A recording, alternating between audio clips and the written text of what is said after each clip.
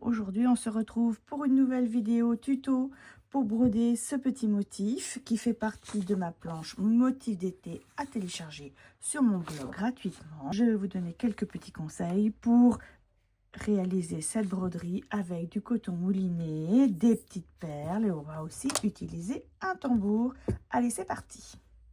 Alors, on va commencer par les conseils pour le choix du t-shirt, du tissu du t-shirt et pour l'installation de la broderie. Alors, on commence par les t-shirts. Alors ici, si on est un débutant, il vaut mieux prendre des t-shirts en coton ou en lin sans stretch.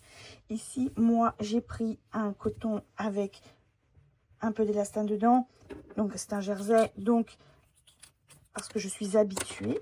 Je commence par décalquer le motif et ensuite je vais broder avec un tambour. Surtout si vous n'avez pas l'habitude, si vous êtes débutant, broder avec un tambour. Alors, je prends ce tambour, donc je l'installe. Si c'est un tissu coton, je l'enfonce, je serre et ensuite je tire. Sur les côtés, ici, là, je tire comme ça pour bien tendre le tissu. Ici, comme c'est une maille jersey, il faut surtout ne pas tirer dessus, ne pas le tendre, parce que sinon, quand on va enlever le tambour et qu'on aura tiré sur le fil, ça va nous faire un motif tout resserré, tout rabougri. Une fois qu'on a tout préparé, eh bien, on va commencer la broderie. Donc, je vais rentrer sur le trait et on va commencer par le point le plus facile, qui est le point de arrière fendu. Donc, je commence un petit peu en retrait, puis je reviens en arrière. Je tire pas trop fort pour ne pas recroqueviller mon tissu, puis je vais un tout petit peu plus loin, sans trop tirer, et je vais revenir fendre le point précédent avec le fil. Et je vais continuer sans trop tirer sur tout le contour extérieur du verre. Hop. Quand on arrive à la fin de son fil, de sa coudée de fil, eh bien, on va rentrer en dessous et ensuite, on va tourner. Et pour que le fil se voit le moins possible, on va venir surjeter le point arrière, sans prendre le tissu avec, sur plusieurs centimètres. Pour repartir, c'est pareil. Cette fois-ci, vous ne faites pas de nœud.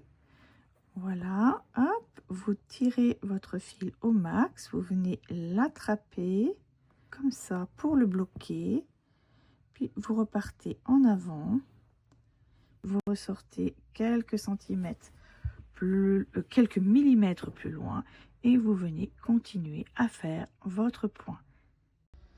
Passons maintenant à un deuxième point pour faire la petite rondelle d'orange. Je commence par surjeter mon fil orange dans le fil vert. Vous pouvez remarquer qu'ici, il y a un trou, mais on va le réparer en brodant.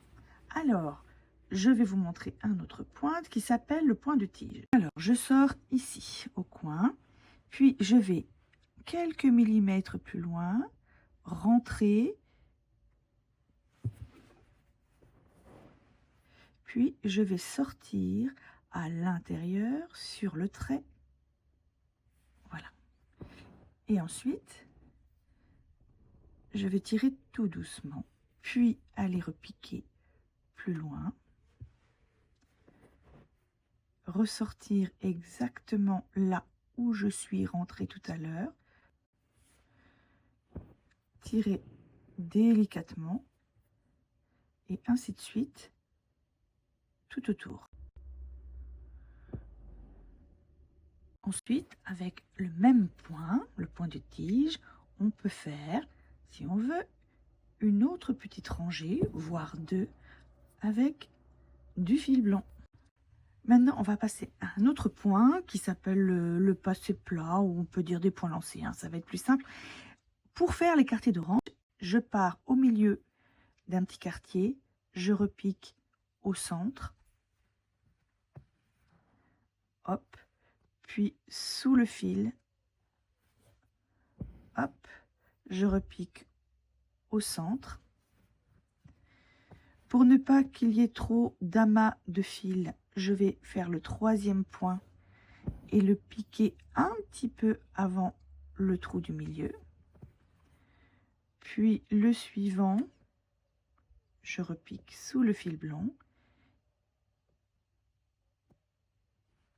Et là, je vais le repiquer dans le milieu. Sous le trait, zoup, et je peux repiquer au milieu. Le suivant, un petit peu avant.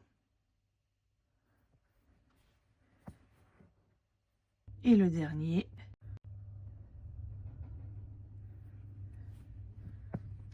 comme ceci. Vous faites tous les autres de la même façon. Je fais aussi ces points lancés sur la petite feuille en alternant les points longs comme ici et les points courts. Je suis en train de faire les petits détails de la broderie, comme par exemple ici je fais les délimitations des quartiers d'orange avec en lançant des points avec un peu de fil blanc. Ici j'ai fait le bord du vert. Dans les pétales des fleurs ici, je peux lancer quelques petits points si je veux avec un autre fil. Pour faire les feuilles, on peut faire du point de feuille, c'est-à-dire qu'on va lancer aux 2/3 de la feuille un point droit en partant du sommet et ensuite aller à gauche. Je repique juste en dessous la première, puis à droite sur le trait du motif, je repique en dessous en descendant mais d'un petit millimètre et ensuite toujours de gauche à droite ou de droite à gauche si vous êtes gaucher, vous allez remplir. Alors ici j'ai commencé le remplissage du verre avec le petit cocktail et pour ça j'ai fait d'abord le contour ici avec du point arrière fendu comme je vous ai montré sur le verre et maintenant je vais le remplir avec un dégradé de rose et de orange. Vous pouvez remplir avec une seule couleur en faisant des points de nœud. Donc je tiens mon aiguille comme ça à l'horizontale et je vais venir faire un tour, 2 tours et repiquer exactement, j'agrandis au même endroit. Et ensuite, je vais remplir comme ça. Alors vous avez vu, là j'en ai mis des roses, puis après j'ai mélangé les roses et les oranges. C'est parti pour les perles. Alors quand on brode des perles sur un vêtement, il y a 2 choses à laquelle il faut faire attention. La première chose, c'est la qualité des perles. Il y a certaines perles qui ne décolorent pas, comme celles-ci, qui sont teintées un peu dans la masse. Celles-là, elles ne sont pas fragiles. Il y en a d'autres qui peuvent être beaucoup plus fragiles, comme ces petites perles un peu brillantes, là, un peu métallisées. Alors, la meilleure façon de le savoir, eh bien, c'est de les passer dans de l'eau avec un peu... vous passez 1 ou 2 perles dans un peu d'eau avec un peu de produit, vous mélangez avec une cuillère, vous les malmenez et vous regardez comment ça réagit. Et donc, pour prendre des perles qui ne vont pas, déteindre, surtout, hein, quand vous allez les passer à la machine, surtout ici, c'est dans le cas d'un t-shirt, il faut faire attention. Donc, on fait le petit point d'arrêt, voilà.